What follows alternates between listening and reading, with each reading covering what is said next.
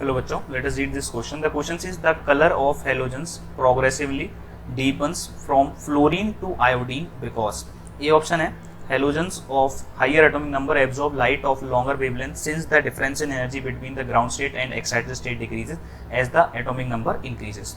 B है fluorescence and phosphorescence become more intense as the atomic number of halogen increases. C है the standard electrode potential increases from I2 to F2. D है halogens of higher atomic number absorb light of shorter wavelength since the difference in energy between ground state and excited state increases as the atomic number increases.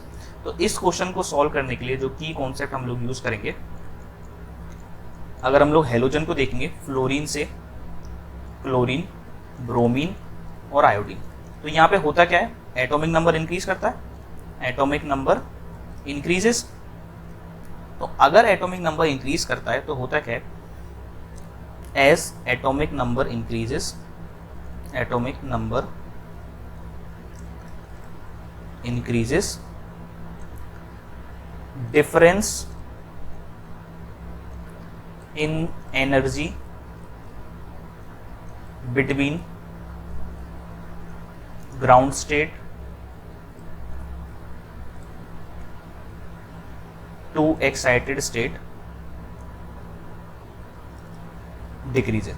ठीक है, तो अगर आपकी energy decrease हो रही है, ground state से लेके एक्साइटेड स्टेट की अगर एनर्जी डिक्रीज हो रही है तो क्या होगा, तो जो आपके एटम्स हैं वो आपकी लार्ज वेवलेंथ को एब्जॉर्ब करना स्टार्ट करेंगे। ठीक है, so atoms absorb light of longer wavelength. ठीक है, अगर आपकी एनर्जी डिक्रीज हो रही है तो फिर लार्ज वेवलेंथ की लाइट को एब्जॉर्ब किया जाएगा, अगर आपकी एनर्जी इंक्रीज करी जाएगी तो आपकी लो वेवलेंथ की लाइट को एब्जॉर्ब करा जाता है। ठीक है, ये आपका रूल होता है।